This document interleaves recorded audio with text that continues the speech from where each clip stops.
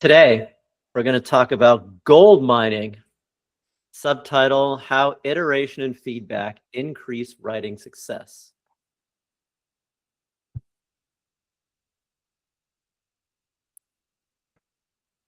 The core idea is to encourage you, not demand, to move from a more linear process to a more flexible process. And the argument, of course, is going to be flexibility is better. So this is the linear process.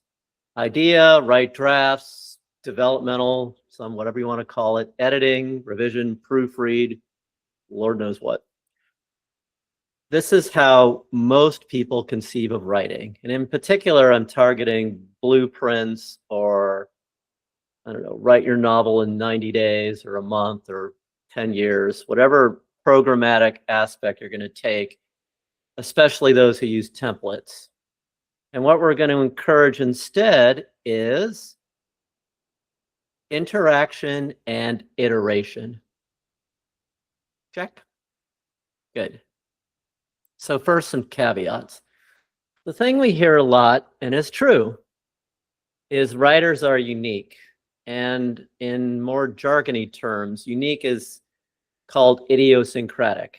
Now, it's not to cognize with idiot. Instead, idiosyncratic means that you have an individual process, something that's unique to you as a writer. And that's okay, right? We're not going to try to make left-handed people into right-handed people, right? We don't like struggle. We don't like pain. What we're trying to do here is to think about our common goal, which is to sell books, satisfy readers, write a coherent, polished manuscript, and then work backwards from that. And the only evidence I can offer you, which hopefully is more probative than what these blueprint peddlers, what these blueprint peddlers are doing, comes from the fact that this works. And if you don't think it works, that's fine. You can look at all of our testimonials and book sales on our site. Absent that, just be pragmatic, right? Be conscious about your writing process and think about how to improve it. Does that make sense?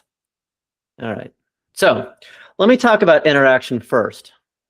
Now, there's this idea we've been pushing for quite a while now, is that you can separate story from writing, right? There's story development on the one hand and story transmission on the other hand.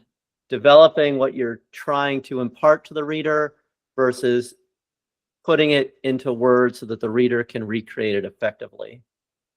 These things work in parallel. They interact with each other. And most importantly, you need to set aside time for both, and you need to think about both as you're producing your novel. So, in other words, the story side has to continually interact with your writing so that you go back and forth between the two in order to maintain coherence and then ultimately have a better product. That is what our tools are for. And then the other thing I've been hearing a lot lately is that, this is too rigid. It's not rigid, right? It is designed for flexibility. This is an interactive process. So you are simultaneously developing your story even as you're writing the story. And the tools are going to allow you to go back and forth between the two. You bring them into alignment, the story with your writing, so they fit together nicely. And then you're going to have a coherent product. And the salient feature of that is it will accommodate inspiration, right? We're always thinking about our story. We're always trying to make it better. We're always getting feedback to try to identify any problems. And then when we identify a problem or have a thought, we're going to plug it back into the overall narrative first, and then see how that's going to cascade through our writing to pinpoint what kind of revisions, if any, we need to make, and then come back and recheck that improved product. And by iteration, I mean checking things chapter by chapter. We talked about this last time. You know our method of checking a chapter is retelling. Because I'm going to have a course lecture on that, I'm not going to focus on this right now. But the idea is you want to perfect each chapter one at a time. And that means coming up with a version of the chapter that's in line with your story, coming up with another version, coming up with another version, and continually improving it chapter by chapter. And remember, your goal for a chapter is for it to be satisfying and also leave the reader wanting more. And then a little bit more specifically, our goal is to deliver the elements of our novel's value, genre, plot, character, and bonus in each chapter. Now, that said, the first chapter is special, right? The first chapter is so important that we want to pay a lot of extra attention to that one. And we have 2 first chapters today, so we're going to use the retelling test to zoom in on those and be much more rigorous about how we test them. Why? Because that's going to set the tone for the whole book. Once you have a good first chapter in hand, about 40 to 50% of the work on your novel is finished. Then, when we're testing it chapter by chapter, we're going to get feedback as needed, right? You don't need to constantly test every sentence, let alone every word, right? You just need to get a sense that this chapter is working. It's doing what it needs to do in terms of meeting those requirements and advancing the story. So we recommend focusing on the first chapter and then using your intuition to try to figure out which chapters you're having trouble with. Right? So especially the peak, especially the final chapter, but as much feedback as you need. You don't need to go crazy with this, right? But you do need to test at particular points. No testing is worse than some testing, which is not as good as too much testing, right? So we're going to aim for at least some testing and then enough testing before we veer into too much testing, and we're certainly not going to not test at all. Now, the question arises, if you're focusing on things chapter by chapter, how do you produce a novel? And there's 2 things about this. The first is, again, we're being pragmatic. Last time we talked about why testing a whole novel is a bad idea, right? It overloads any one evaluator's mind. I guess that's the most damning critique I can offer. So we're breaking our work up into tasty little nuggets that are digestible, and then we're going to see whether or not they are a satisfying treat. Then we're going to rely on our tools and our own mind and our capabilities to integrate those chapters into a single compelling novel. And so we want to check on, to name 2, character arcs and thematic development. And then we also want to check the overall impact of the theme you're delivering at the end of the novel. But those things are going to be tested through the use of tools as opposed to actually reading the words themselves. So the idea is to test each part and then to count on the overall story to make sure those parts are working together properly. That said, you can think of writing a novel in 3 phases. So this is where the gold mining analogy comes in. First of all, you have a sort of an exploratory phase, and the idea is that the mountain is your subconscious. Now, I don't quite know if this is true empirically, but at least it's a decent metaphor. So the mountain is your subconscious. You're going to be mining that mountain, trying to discover the vein of gold. In other words, uncovering your story and pulling it to the surface, right? Then you're going to be extracting it. That's the writing transmission phase. And then you're going to be polishing it. That's the revision phase. So the first third to half of your writing may be purely exploratory, right? So you want to do the tools, but you don't want to overdo them. And then as your story gets set up, it gels, it crystallizes, then it's going to be easier for you to move to that extraction phase, to pull things out, to tie up loose ends, to make the middle level choices that are going to lead to a coherent product. Then once that's all done, you're going to polish it. Now, of course, that sounds excessively linear, right? 3 phases, 1, 2, 3, but they're not, okay? This is just a conceptual framework you can use, which is going to help you dictate the balance between developing your story and writing your story.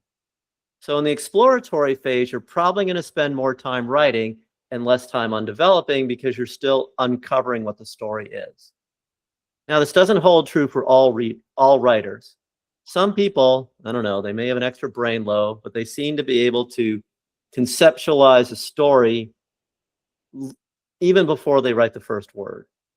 And what we've noticed is as people write more and more and gain skills at this conceptualization process, they get better and better at it. But the rule of thumb is, roughly a third of the way into it, you're still going to be doing exploration and discovery. At the same time, this linear process apparently is not, right? Because we're welcoming inspiration.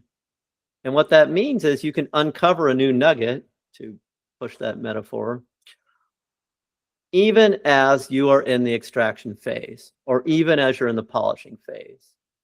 Right? The worst thing you can do is to think you're in the last stretch of your novel, right? You're just polishing, or in the old model, you're doing line editing and proofreading, and you think of this brilliant new idea, right? You have a creative insight into the novel that's going to lead to something more satisfying. And the temptation, I don't even know if it's a temptation, is for you to say, well, I'm already done with this. I just am polishing it. I might as well forget this brilliant idea. Right? That's the worst thing you can do. Right? Your brain has gifted you with something valuable, right? A way to make your story, your writing, your product better. So you want to seize that no matter what stage you're at, and then pull it back into the work. So the watchword is flexibility, right? We're always alternating between story development and writing. And up until the moment that you hit print, or the moment that you send it off to your editor or upload it wherever you're self-publishing, you're going to be willing and open to accommodating changes. Now, bigger changes, of course, are going to necessitate more work and revision, but that's okay, right? Bigger changes are bigger because they have a bigger impact on the reader's satisfaction. So they are worth that effort. And then last time, or the time before, I said to Ariel, even though you're flexible, you still have to commit. And this is kind of an opposition, but I want to explain it a little bit. Committing means that you're going to think about a change and follow through on it up until the point you see it's not working.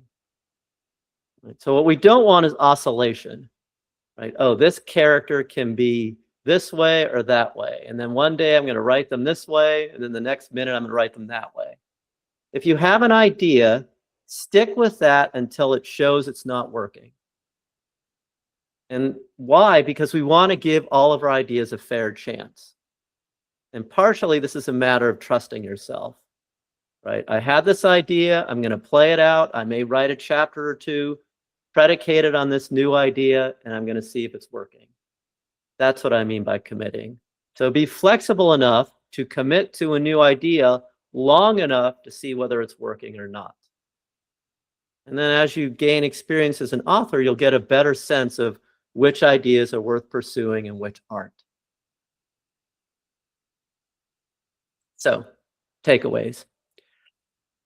The first and most important thing is, even though we spend a lot of time talking about tools, nothing beats writing time. Right? You want to maximize your writing time. If you can do it regularly, great. If you do it irregularly, do it as much as you can. But make sure you're always working on your story. Pardon me. Make sure you're always putting words into whatever device you use. Right? While you're writing, you're still developing your story. That said, it's important to set aside time to work on the story itself. Then, in between those two stages, you're going to get feedback as needed. So you're writing, you're using tools, and then whenever you need to, you're going to stop and get feedback. So the best time to stop and get feedback is when you've finished a chapter and sort of revised it enough that you can show it to a volunteer reader for the retelling test.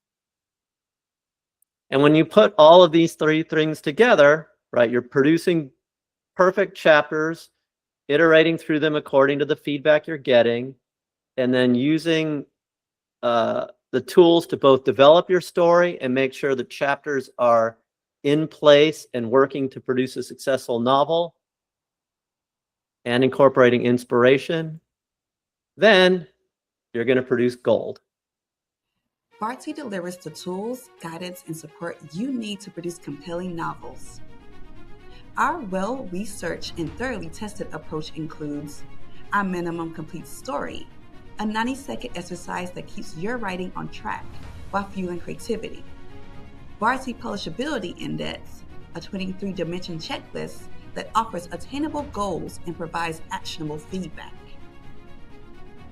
and our brand new comprehensive character developer that helps you construct unforgettable characters. Come see for yourself at bardsey.com today. Try our workshop or enter our first chapter contest. Then, when you're ready, Elite Membership delivers writing groups, personal coaching, and a curated community.